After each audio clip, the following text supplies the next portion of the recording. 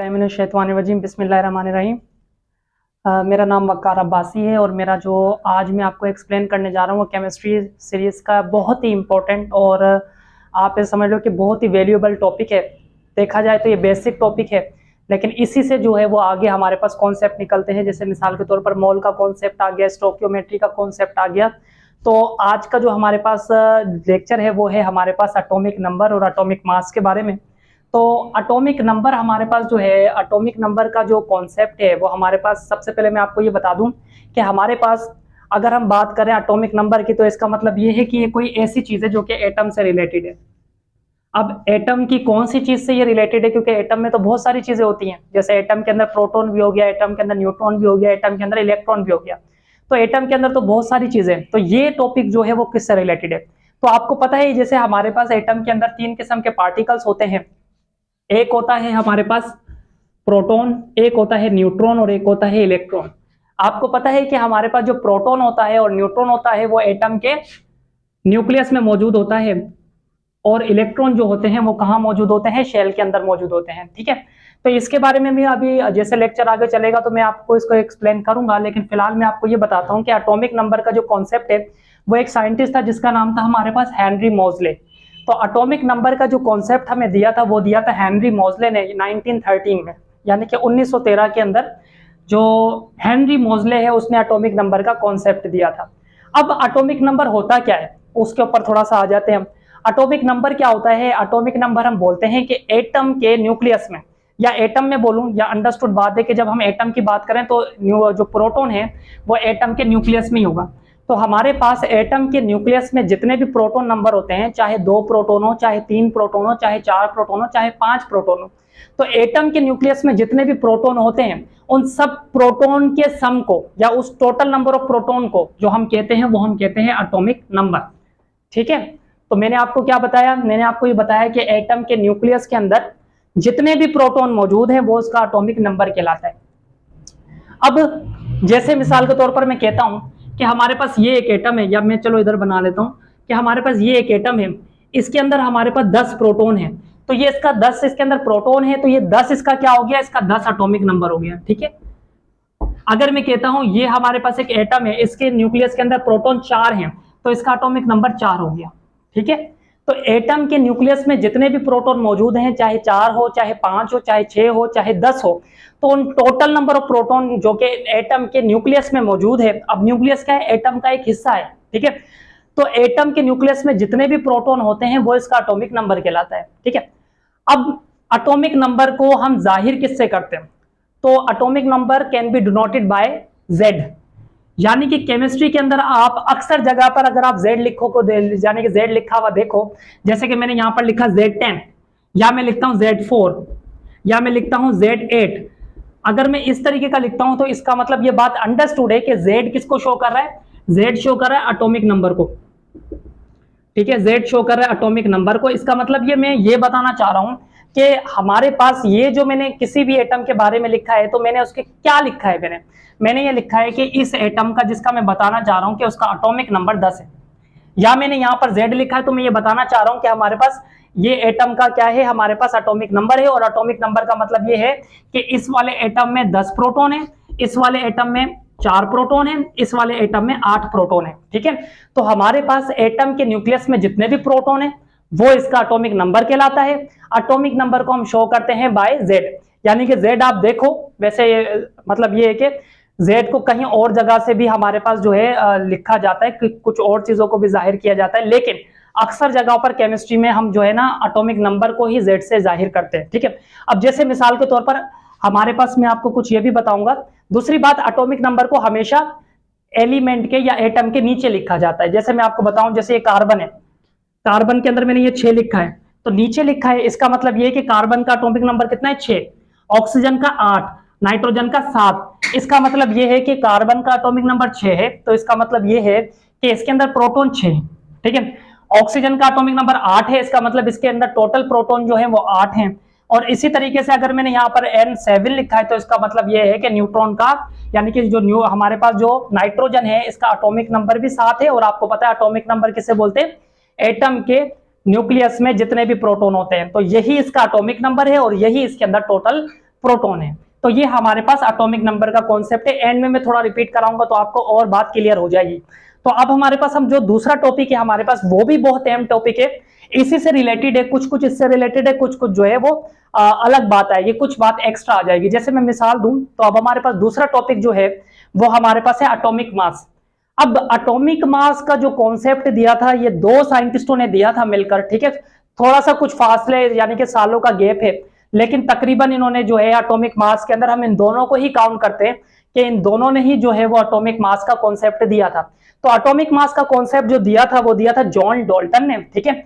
और हमारे पास दूसरा जो साइंटिस्ट का नाम आता है उसका नाम है जॉन्स जेकब बर्जीलियस।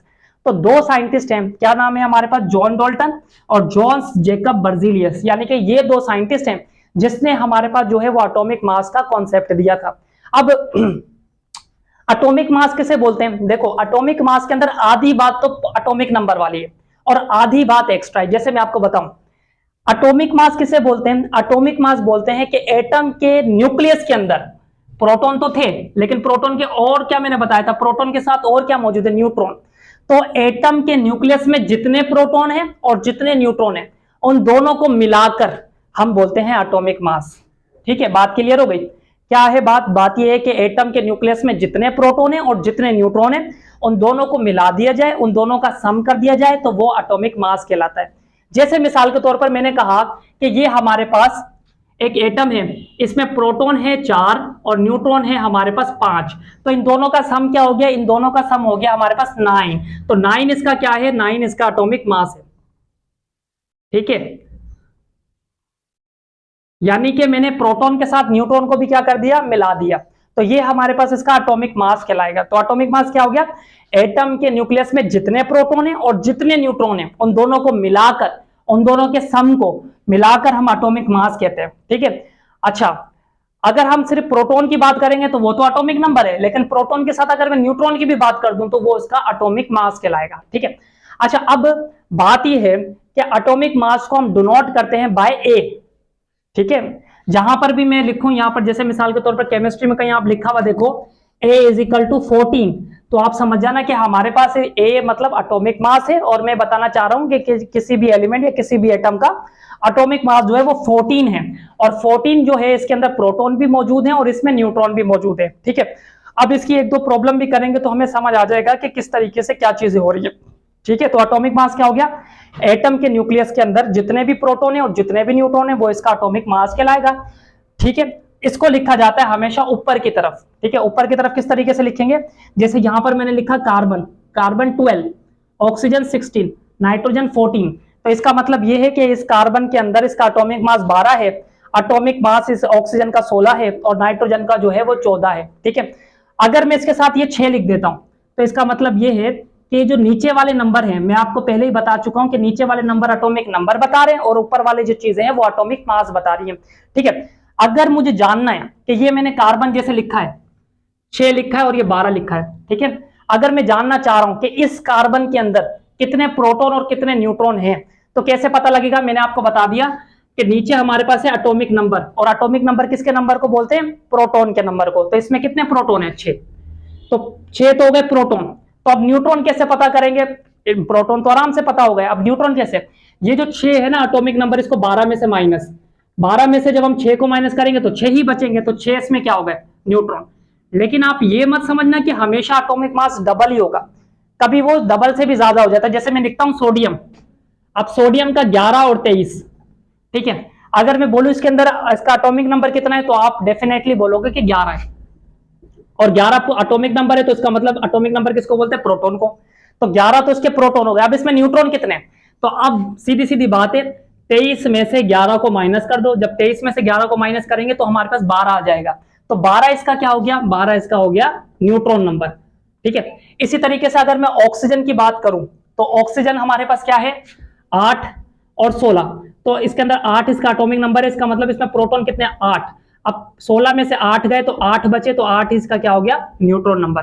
ठीक है, तो ये हमारे पास टोटल कॉन्सेप्ट है हमारे पास। अब इस सीरीज का जो अगला लेक्चर है वो हमारे पास होगा मोल्स के बारे में, उसके अंदर एटॉमिक नंबर का भी जिक्र आएगा और हमारे पास जो है वो एटॉमिक मास का भी थोड़ा बहुत जिक्र आएगा, उसके बाद मॉलिक्यूलर मास और फार्मूला मास का भी हम कोशिश करेंगे कि अपना लेक्चर को जो है वो रिपीट करें, ठीक है, ताकि हमें सारी चीजें समझ आ जाए। अब मैं एक बार आपको ये रिपीट करूंगा ताकि अगर आपसे कोई बात मिस हो गई है तो आप जो है उसको इजीली तरीके से और एक अच्छे तरीके से समझ सकें। तो मैंने आपको सबसे पहले ये बताया कि एटॉमिक नंबर का कॉन्सेप्ट किसने दिया था। एटॉमिक नंबर का कॉन्सेप्ट हमारे पास हेनरी मोज़ले ने 1913 में दिया था। और एटॉमिक नंबर कहते किसे, मैंने आपको बताया एटम के न्यूक्लियस में जितने भी प्रोटॉन होते हैं उन प्रोटॉन को मिलाकर हम उसका एटॉमिक नंबर कहते हैं, ठीक है। इसको डिनोट किससे करते हैं, जेड से करते हैं। इसको लिखते कहां हैं, हम नीचे लिखते हैं, ठीक है, ये मैंने आपको बताया था। एटॉमिक मास का कॉन्सेप्ट मैंने आपको बताया था, किसने दिया, जॉन डाल्टन ने और जोन्स जैकब बर्जीलियस ने, इन्होंने दिया था। और हम एटॉमिक मास किसे बोलते हैं, एटम के अंदर के न्यूक्लियस में जितने भी प्रोटॉन और जितने भी न्यूट्रॉन होते हैं वो इसका जो है वो एटॉमिक मास कहलाता है, ठीक है, ये मैंने आपको बताया था। दूसरा, इसको हम डिनोट किससे करते हैं, ए से डिनोट करते हैं और इसको हम ऊपर की तरफ लिखते हैं। और मैंने आपको बताया कि प्रोटॉन में से न्यूट्रॉन को, यानी कि हमारे पे जो टोटल एटॉमिक मास है, अगर एटॉमिक नंबर हमें दे दिया जाए तो उसमें से न्यूट्रॉन को किस तरीके से अलग किया जाता है। तो ये था आज का हमारा टॉपिक। अगर आपको हमारा टॉपिक अच्छा लगा हो या आपको हमारी जो कोई भी मिसाल के तौर पर अच्छी हमारे लिए कोई एडवाइस हो और हमारा जो टॉपिक है ये अच्छा लगा हो, हमारा लेक्चर अच्छा लगा हो, तो हमारे जो चैनल है उसको सब्सक्राइब करें, लाइक करें और शेयर करें।